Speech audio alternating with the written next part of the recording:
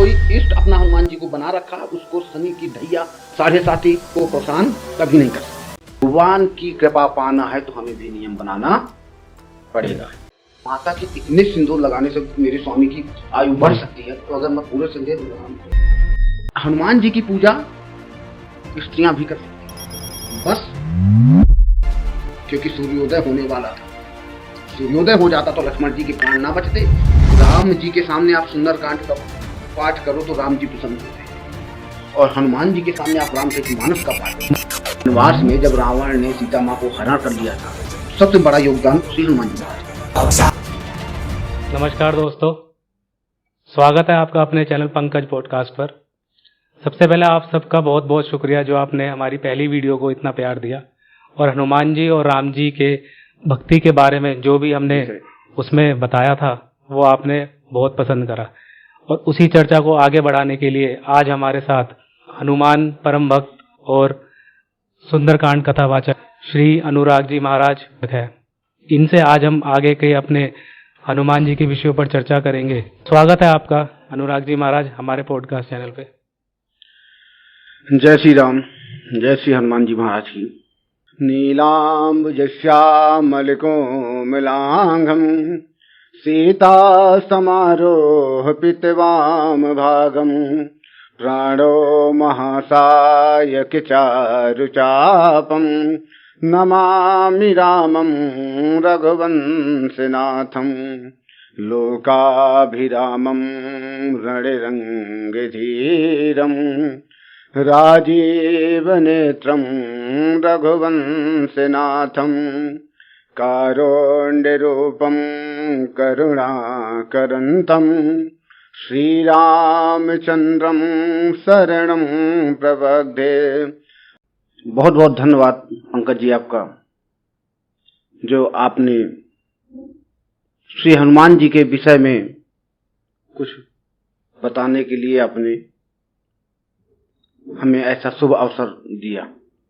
महाराज जी आपका बहुत बहुत धन्यवाद जो आपने अपना कीमती समय हमें दिया, और हनुमान जी के बारे में, श्री राम जी के बारे में हमें भी कुछ सुनने और बोलने का मौका मिला। ये हमारा सौभाग्य है जो आपकी वजह से आज पूरा हो रहा है। जय श्री राम। जय श्री राम। आज का दिन मंगलवार है, हनुमान जी का दिन है। बिल्कुल। और हम जानते हैं कि मंगलवार और शनिवार हनुमान जी को समर्पित है। बिल्कुल। हर जगह बताया भी जाता है कि आप हनुमान जी की पूजा करें तो इस दिन करें। तो ये जानना चाहेंगे कि क्यों मंगलवार और शनिवार ही हनुमान जी की पूजा के लिए बताया गया है? बिल्कुल बिल्कुल। हमारे दिनचर्या में 7 वार हैं जी। 7 वार में हर वार में अलग अलग देवताओं का दिन है। अब आपके कहने का मतलब ये है कि हनुमान जी का दिन मंगलवार है प्लस शनिवार को पूजा क्यों होती है? जी, शनिवार को भी क्यों होती है ना? देखिए, हनुमान जी का मंगलवार को पूजा इसलिए होती है क्योंकि हनुमान जी का जन्म मंगलवार के दिन हुआ था। शनिवार की बात करते हैं तो शनिवार की पूजा हनुमान जी को एक वरदान के रूप में मिली है। क्या वरदान था? वरदान यह था कि जब श्री हनुमान जी लंका गए थे तो लंका में उन्होंने माता सीता की खोज की। उसके बाद उन्होंने देखा कि रावण की कैद में शनिदेव थे। शनिदेव रावण की कैद से मुक्त कराए शनिदेव को हनुमान जी महाराज। शनिदेव अति प्रसन्न हुए हनुमान जी से, मुझे इस कैद से मुक्त करा दिया। शनिदेव जी ने हनुमान जी को वरदान दिया कि जो कोई भी शनिवार के दिन तुम्हारी उपासना करेगा, हनुमान जी की, हनुमान जी, शनिदेव कह रहे हैं हनुमान जी से जी। कि शनिवार को जो कोई भी तुम्हारी उपासना करेगा उसके ऊपर मेरी क्रूर दृष्टि नहीं पड़ेगी। जिसके ऊपर क्रूर दृष्टि होगी, शनि की 7.5 ढैया जो भी हैं, अगर ये सब चल रही है किसी के जीवन काल में, कुंडली में चल रहे हैं, तो वो अगर तुम्हारा उपासक होगा, तुम्हारा भक्त होगा, तो उसके ऊपर मेरा प्रभाव कुछ नहीं होगा। ये है शनिवार और मंगलवार के हनुमान जी के विशेष पूजा का। तो शनिदेव जी हनुमान जी के भक्तों को और राम जी के भक्तों को तक नहीं करते हैं? नहीं, इसमें बिल्कुल भी संशय नहीं है। जो कोई इष्ट अपना हनुमान जी को बना रखा, उसको शनि की ढैया 7.5 एक क्रूर दृष्टि शनि की उसको परेशान कभी नहीं कर सकती। जी महाराज। ये सत्य। तो हमने ये तो जाना कि मंगलवार और शनिवार हनुमान जी के दिन है। जो भी हम पूजा करते हैं वो हमें बताया गया ब्रह्म मुहूर्त में करनी चाहिए या रात्रि की पूजा बताई गई है। तो ऐसा क्यों है कि यही दोनों हमें जो पूजा करने का समय बताया गया हमारे धर्म में? देखिए ऐसा है, भगवान की पूजा आप दिन भर करो, दिन भर करो पूजा, कोई रोक नहीं है, लेकिन एक नियम होता है। आप बताइए, सीधा सा सवाल है आपसे, आपके भोजन करने का नियम है कुछ? जी। क्या नियम है आपका? हम सुबह उठेंगे, नहाकर ब्रेकफास्ट, लंच और फिर रात्रि को रात्रि में डिनर। क्यों? आप अदर टाइम भी तो खा सकते हैं, अदर टाइम क्यों नहीं खाते? स्वास्थ्य ठीक रहे हमारा, इसलिए हम एक नियम के अनुसार अपना भोजन करते हैं। भगवान की कृपा पाना है तो हमें भी नियम बनाना पड़ेगा। जी। जब नियम बनेगा तभी हमारे भगवान की कृपा हम पर प्राप्त होगी। नियम क्या है? प्रातः काल उठकर ब्रह्म मुहूर्त में पूजा करने का विशेष फल प्राप्त होता है।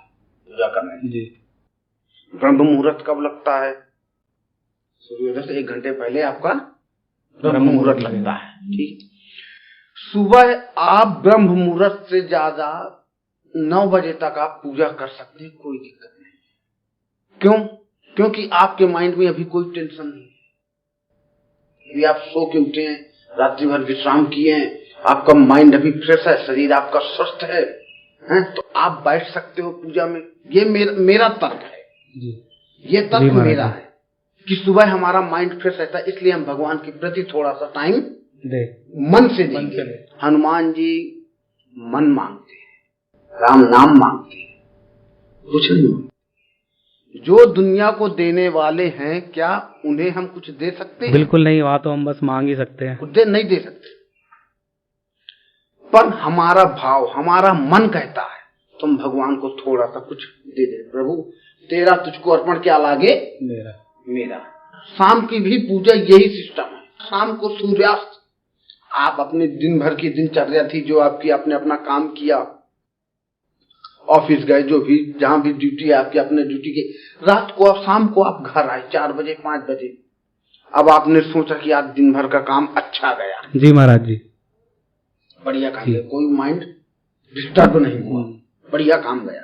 तो चलो थोड़ा सा भगवान की, इसी खुशी में भगवान की पूजा करें। मेरा जो अनुभव, मैं अपनी तरफ से ये बातें बोल रहा हूँ कि ऐसा होना, ये है तर्क शाम की पूजा का और सुबह का पूजा का करने का। और शास्त्रोक्त बात यह है कि गोधूली वेला में ही भगवान की पूजा करनी चाहिए। गोधूली वेला क्या है? गांव में जो गाय भैंसे रखते हैं लोग, गाय, तो जब दिन भर सुबह गाय को छोड़ देते हैं चरने के लिए, चरवाहा ले जाता है और शाम को जब लाता है तो जो धूल उड़ती है उसको गोधूली वेला बोलते हैं। वो सबसे पवित्र समय है। देखो, भगवान को सुमिरन करना कभी भी कर लो, भगवान को सुमिरन करने में कोई मनाही नहीं है, कोई भी समय का अभाव नहीं है। जब चाहो तब भगवान की पूजा करो, लेकिन एक नियम बनाना हमारे जीवन के लिए अति आवश्यक है। जैसे हम अपने जीवन के लिए, हम अपनी शरीर हमारा स्वस्थ है तो हम अपना नियम बनाते हैं, हमारा काम अच्छा चलता तो हम अपना नियम बनाते हैं कि इतने बजे यहां जाना, इतने बजे यहां जाना, इतने बजे ये करना है, ताकि हमारी दिनचर्या बढ़िया चले। तो भगवान के लिए भी पूजा आप सुबह करोगे तो आपको ज्यादा शांति सुकून मिलेगा, दोपहर में करोगे तो कम मिलेगा, और रात्रि को करोगे उतना ही मिलेगा जितना सुबह। मंगलवार का दिन तो हनुमान जी को पूर्ण रूप से समर्पित है ही। और इसी के साथ हमने मंगलवार व्रत का काफी महत्व सुना है, और जो भी हनुमान जी की भक्ति करता है वो मंगलवार व्रत के बारे में जानता है। तो आपसे हम जानना चाहेंगे कि मंगलवार का व्रत अगर कोई करता है तो उसके क्या नियम है, उनको करने के बाद उस भक्त को क्या प्राप्ति होती है? मंगलवार के व्रत एवं उनके नियम। मंगलवार का व्रत जो है रखना होता है मीठे से। दूसरी बात, ब्रह्मचर्य का पालन। ब्रह्मचर्य का क्यों? ब्रह्मचर्य का पालन क्यों करना है? हनुमान जी ब्रह्मचारी थे इसलिए ब्रह्मचर्य का पालन करना है। हालांकि हम कोई भी व्रत रखे उसमें हमें ब्रह्मचर्य का पालन करना है, लेकिन विशेषकर इसमें मंगलवार के व्रत में हनुमान जी का व्रत है तो इसमें ब्रह्मचर्य का विशेष पालन करना है। ब्रह्म मुहूर्त में पूजन करना है भगवान को, हनुमान जी महाराज को लाल फूल अर्पण करना है, सिंदूर चोला जो भी है वो अर्पण करो, चमेली के तेल का दिया जलाओ और दिन भर अपना ब्रह्मचर्य का पालन करो, राम नाम का स्मरण करो और शाम को अपना व्रत जो है मीठे से व्रत का फलहार करो। यही व्रत के नियम है। व्रत करने से हमारे जीवन के जो भी दुख बाधाएं हैं वो दूर होती है, सुख संपत्ति प्राप्त होती है, नकारात्मक ऊर्जा हमारे घर में प्रवेश नहीं करती। आपने हमें यह बताया कि हनुमान जी को लाल रंग के फूल चढ़ाने चाहिए, पुष्प चढ़ाने चाहिए और चोला भी हनुमान जी को लाल रंग का ही चढ़ता है। तो ये जानना चाहेंगे कि सिंदूर चढ़ाने का हनुमान जी के पीछे क्या तर्क है जो हनुमान जी सिंदूर चढ़ाने से प्रसन्न होते हैं? तर्क ये है, जैसा देखो कि एक बार माता सीता अपने माथे पर सिंदूर लगा रही थी जी, तो उसी टाइम हनुमान जी महाराज पहुंच गए और उन्होंने पूछा कि माँ ये अब क्या, इसके लगाने से क्या होता है?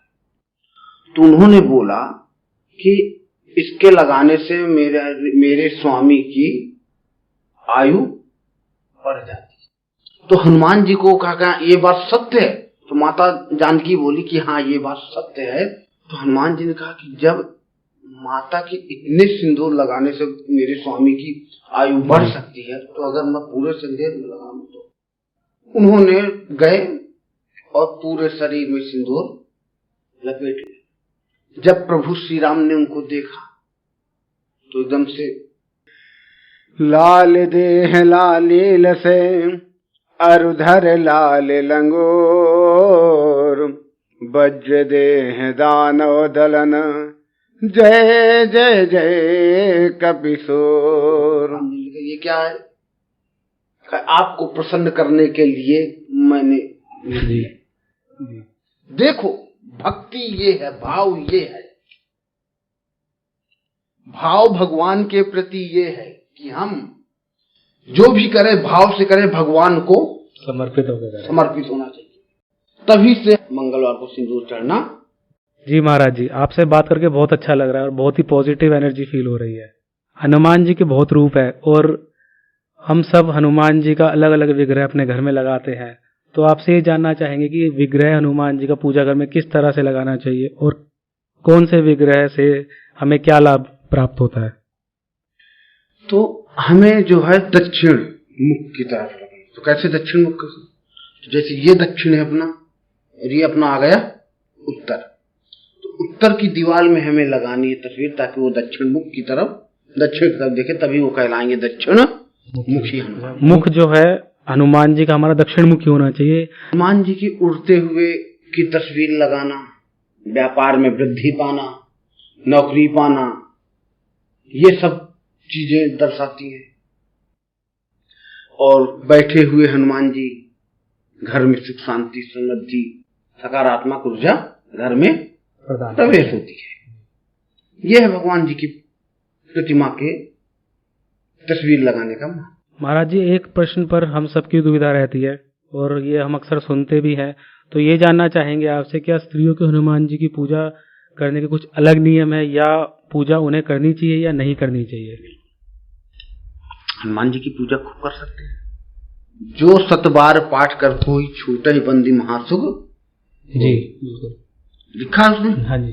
जो यह पढ़े हनुमान चालीसा हो सिद्ध साखी गौरीसा। या इसमें लिखा कि जो पुरुष पढ़े। नहीं, ऐसा तो कहीं नहीं लिखा है। तो हनुमान जी की पूजा स्त्रियां भी कर सकती हैं, बस उनका स्पर्श स्त्रियों को स्पर्श करना बना है। स्त्रियां हनुमान जी को स्पर्श नहीं कर सकती, उनका पूजन सुमिरन आप खूब कर सकते हैं। स्पर्श कर लिए तो हनुमान जी वो जगह छोड़ के चले जाते हैं। आप खूब हनुमान चालीसा पढ़ो, खूब बजरंग बाण पढ़ो, खूब या हनुमान अष्टक पढ़ो, जो हनुमान जी की सिद्धि प्राप्त करने लायक जो भी स्तोत्र मंत्र हो वो पढ़ो। कोई बात, कोई रुकावट नहीं है, नहीं करना चाहिए, सिर्फ हनुमान जी का स्पर्श। हम सब जानते हैं कि हनुमान जी परम बुद्धिमान और परम बलशाली है, पर रामायण में जब इंद्रजीत ने लक्ष्मण जी को शक्ति मारी तब वैद्य ने बताया कि संजीवनी बूटी लानी है। तो वैद्य ने कुछ बूटियां बताई और हनुमान जी वो लेने के लिए गए, पर वहां जाके हनुमान जी ने देखा कि यहाँ तो बहुत सारी जड़ी बूटियां हैं, तो हनुमान जी पूरा पर्वत ही उठा लाए। कहने का तात्पर्य यह है कि जब हनुमान जी बुद्धि के सागर हैं, बल के निधान हैं, तो वो वही संजीवनी लाते जो लक्ष्मण जी को चाहिए थी, जो उनको मूर्छा जगा सकती थी। बिल्कुल आपकी बात सत्य है। लेकिन कई बार हमारे साथ ऐसा होता है कि हमें चाहिए कुछ होता है और हम ले जाते हैं सब कुछ। हम कहीं जल्दी जल्दी में जा रहे हैं तो हमें एक चीज लेनी है और जल्दी जल्दी में हम ये भी ले लो, ये भी ले लो, शायद काम आ जाएगा।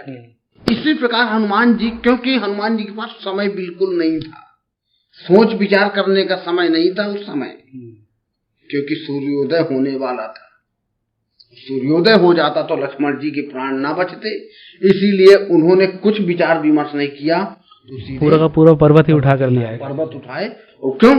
क्योंकि वहां पर संजीवनी के निवारण करने वाले वहां पर वैद्य जी पहले पहुंच चुके हैं, इसलिए मैं पहाड़ ही ले जाऊं और वहीं पर जाकर रख दो, वैद्य जी अपने स्वयं संजीवनी लेंगे। हनुमान जी की पूजा करने के बहुत सारे तरीके हैं और यहाँ हमने हनुमान चालीसा, सुंदरकांड और हनुमान बाहु के बारे में भी सुना है, पर सुंदरकांड का यहाँ पे हम महत्व जानना चाहेंगे कि सुंदरकांड करने के क्या नियम और क्या हमें उससे लाभ होते हैं। देखिए, हनुमान जी की कोई भी पूजा, कोई भी पाठ, कोई भी हो, कहा जाता है कि राम जी के सामने आप सुंदरकांड का पाठ करो तो राम जी प्रसन्न होते हैं, और हनुमान जी के सामने आप रामचरितमानस का पाठ करो तो हनुमान जी प्रसन्न होते हैं। क्यों? श्री रामचरितमानस में राम जी का वर्णन है और राम भक्त है हनुमान जी, और राम जी का कार्य सिद्ध करने के लिए हनुमान जी ने अपना बहुत बड़ा योगदान किया था जी। वनवास में जब रावण ने सीता माँ को हरण कर लिया था, सबसे बड़ा योगदान श्री हनुमान जी महाराज का था। तो इसीलिए, और फिर दूसरी बात, हनुमान जी परम भक्त भी है श्री राम जी के, परम भक्त है श्री राम जी के, उनसे बड़ा भक्त राम जी का कोई नहीं है। तो सुंदरकांड कर पाठ करने से प्रभु प्रसन्न होते हैं और हमारे घर में सुख समृद्धि बनती है, कोई भी प्रकार की बाधा घर में नहीं बनती। ये सुंदरकांड का नियम, सुंदरकांड का महत्व है। सुंदरकांड आप हफ्ते में एक दिन जरूर करनी चाहिए सुंदरकांड का पाठ, विशेषकर शनिवार या मंगलवार को तो जरूर करनी चाहिए। अगर शनिवार मंगलवार को आपको टाइम नहीं मिल रहा तो एक न एक दिन कोई ना कोई आपको एक न दिन करना। 7 दिन में एक दिन आपको सुंदरकांड करो, आपको फल अपने आप प्राप्त हो। सुंदरकांड का विशेष महत्व मैं आपसे क्या बताऊं, ये मेरा प्रत्यक्ष प्रमाण है। पर्सनल प्रॉब्लम थी, मैंने किसी से बात करी थी कि इसका कोई निवारण करिए, सरकारी काम, तो उन्होंने कहा कि पंडित जी महाराज, आप जो है क्या लोगों की सिफारिश कर रहे हो? जो लोग आके आपके यहाँ आपसे सिफारिश करवाते हैं, आप सिफारिश करो तो इससे करो, बाबा से करो, बाबा से करो। वो दिन है, आज का दिन है, उन्हीं को मैं पकड़ रखा। मैंने 40 दिन का व्रत उठाया था और 40 दिन में 108 सुंदरकांड के पाठ, 108 सुंदरकांड पाठ 40 दिन में। वाह! उस समय सुंदरकांड का मेरा ये व्रत मेरा स्टार्ट हुआ था। बहुत बधाई। कहते हैं भगवान अपने भक्त को पहचानने के लिए उसकी परीक्षा कई प्रकार से लेता है। मैं एक बार इतना क्रोधित हो गया कि मैं व्रत छोड़ने को तैयार हो गया। जी। लेकिन फिर बोला गया कि नहीं, जो जैसा हो तो करने, तू अपने व्रत पे, अपने अनुष्ठान पे ध्यान दे। और उन्हीं से जाके मैंने बोला, प्रभु आपने करना है। और भली भांति मेरा व्रत समाप्त हुआ, सुंदरकांड का पाठ समाप्त हुआ, 108 पूर्ण हुए, तो भगवान की सदैव कृपा रही। तो सुंदरकांड का पाठ आप नियमित रूप से करो, आपके घर में सदैव सुख समृद्धि बनी रहेगी। बुरी बाधाएं आपके घर को छू तक ना सकेगी, ना आपको छू सकेगी। यह है सुंदरकांड का। अच्छा, कोई व्यक्ति भगवान की भक्ति में लगा हुआ है और पर उसका इतना सामर्थ्य नहीं है कि वो अच्छे अच्छे पकवान बना के या अच्छे पूर्ण रूप से पूजा करके भगवान को प्रसन्न कर पाए, और वह उसका इतना भी सामर्थ्य नहीं है कि वह अपने खाने का भी प्रबंध कर पाए, तो ऐसे रूप में उसकी पूजा कितनी स्वीकार होती है, या वो पूजा किस तरीके से कर सकता है? पत्रम पुष्पम फलम तोयम। भगवान ये नहीं कहते कि नहीं मुझे 56 प्रकार के भोग लाओ, शुद्ध देसी घी का लड्डू लाओ, तभी मैं प्रसन्न होऊंगा, तभी तुम्हारी मनोकामना पूर्ण। ना, भगवान क्या कहते हैं, भाव का भूखा हूं मैं, भाव ही मेरा सार है। भाव से भजता मुझे तो भव से बेड़ा पार है। पार है। भगवान भाव के भूखे हैं। आप भाव से एक लोटा जल चढ़ाओ, एक फूल चढ़ाओ, एक पत्र चढ़ाओ, भगवान को वो भी स्वीकार। दुर्योधन घर मेवा त्यागो, साग विदुर घर खायो। भगवान जब वो शांति दूत बन के वहां गए थे, कहां, हस्तिनापुर, तब काफी वाद विवाद होने के बाद दुर्योधन ने कहा कि चलिए मैंने आपके लिए प्रसाद बनवाया, 56 भोग बनवाए हैं, आइए पाइए। तो भगवान ने कहा कि ना, मेरा निमंत्रण तो किसके यहाँ है, विदुर काका के यहाँ। और वहां जाके वो क्या खाए, केले के छिलके खाए। क्यों? क्योंकि यहां दुर्योधन के पास अपना स्वार्थ छिपा था। क्या? कि पांडवों के पक्ष में ना आके मेरे पक्ष में बात करे। और वहां विदुरानी के पास कोई स्वार्थ नहीं था, सेवा भाव था। अरे आ गए, ये भाव होता है कि हम खुद भूल जाए कि मैं कर क्या रहा हूं। प्रभु वैसे ही हैं तो उसको स्वीकार कर रहे हैं, तो ये भाव है। अच्छा, हम सबने सुना है कि हनुमान जी चिरंजीवी है, कलयुग के देवता है, और इनके अलावा 6 चिरंजीवी और है। तो हम यहाँ जानना चाहेंगे, ये कुल मिला के 7 चिरंजीवी है, तो हनुमान जी को चिरंजीवी होने का वरदान कहाँ से प्राप्त हुआ? हनुमान जी कैसे चिरंजीवी जाने जाते हैं? जब सीता जी अशोक वाटिका में बैठी थी तो हनुमान जी ने मुद्रिका दी, प्रभु मुद्रिका मेल मुख माही, जल लाग गए अचरज नाही। जब मुद्रिका दी, माता जानकी जान गई कि ये प्रभु मेरे स्वामी की मुद्रिका है। तब वो देखने लगी कि ये मुद्रिका लाया कौन है। जब वो परेशान हुई तब उन्होंने कहा कि नहीं, अब परेशान करना उचित बात नहीं है। आए नीचे, काफी अपना परिचय दिया, मैं रामदूत हूं, प्रभु की कृपा से प्रभु का आदेश पाकर मैं आपकी खोज करने आया। भगवान के प्रति, प्रभु अपने श्री राम के प्रति इतनी सच्ची श्रद्धा, निष्ठा, भाव, भक्ति देखकर माता जानकी उनसे प्रसन्न हुई और उन्हें चिरंजीवी का वरदान प्राप्त दिया। वैसे 7 चिरंजीवी हैं जी, 7 चिरंजीवी। अश्वस्थामा बलि वासव हनुमानश्च विभीषणा, कृपा परशुरामश्च सप्तैर सप्त जीवना। इसी प्रकार हनुमान जी की कृपा प्राप्त करने के लिए हमेशा राम का नाम स्मरण करो। एक वृक्ष में हम जितना जल डालेंगे वो वृक्ष उतना ही हरा भरा होगा। सुबह सोते उठते बैठते जब मन में आए तब राम राम राम राम। मीराबाई ने पद लिखा, पायो जी मैंने राम रतन धन पायो जी। कोई धन नहीं है, ये हमारा धन कुछ नहीं है। भगवान कहते हैं कर्म तू कर, फल की इच्छा मत कर, फल देना मेरा काम है। अब हमारे जीवन में कौन सा वृक्ष लगा है? कई वृक्ष हमारे ऐसे हैं फल वाले, जो कोई 2 साल में फल देता, तो कोई 3 साल में, कोई 4 साल में, कोई 5 साल में। ऐसे देते हैं जी। कितने हम कर्म करते जा रहे हैं, हमें फल नहीं प्राप्त हो रहा, हमें कुछ समझ में नहीं आ रहा, तो हम आगे जाके परेशान हो जाते कि क्या करना, जब कुछ हो ही नहीं रहा, प्राप्ति नहीं हो रहा, तो क्या भगवान की पूजा करना? नहीं, गलत बात।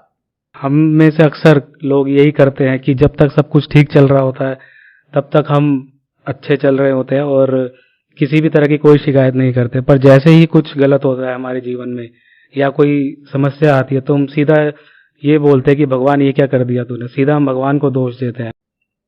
कर्म करते चलो, जिस दिन हमारा वृक्ष फल फूल देने लायक हो जाएगा वो अपने आप फल देगा। वृक्ष लगाते हैं तो फल की चेष्टा करते हैं। हमारा पहला काम यही होता है कि हम पहले एक वृक्ष लगाएं और उसको जल दें और उसके बड़े होने का इंतजार करें। हम सब यही कार्य करते हैं। वृक्ष लगाते हैं तो फल की चेष्टा कब करते हैं कि हाँ हमें पता कि ये वृक्ष इतने साल में फल देगा।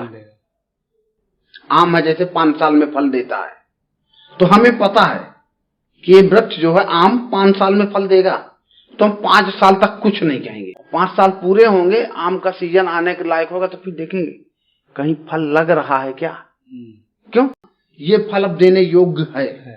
लेकिन हमारे कर्म में, जीवन में कौन सा वृक्ष लगा है कि हम कर्म तो करते जा रहे हैं लेकिन अभी फल नहीं प्राप्त हो रहा, ये नहीं पता हमें।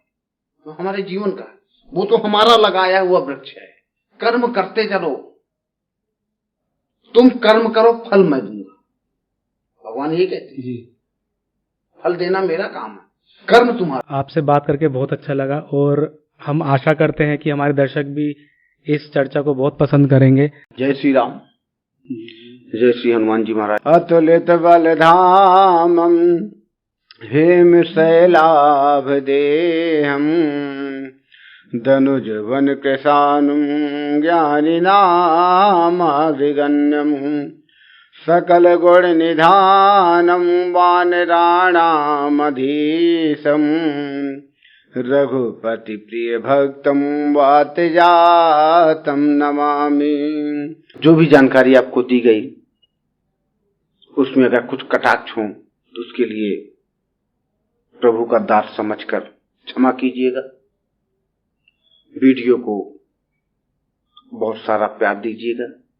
हमारे पंकज भाई के ऊपर सदैव अपना आशीर्वाद बनाए रखें, अपनी कृपा बनाए रखें, अपनी दुआ बनाए रखें। सदैव इसी तरह आप लोगों तक धर्म का कार्य, धर्म की महिमा वीडियो के द्वारा आपके तक घर बैठे आपको पहुंचाते चले।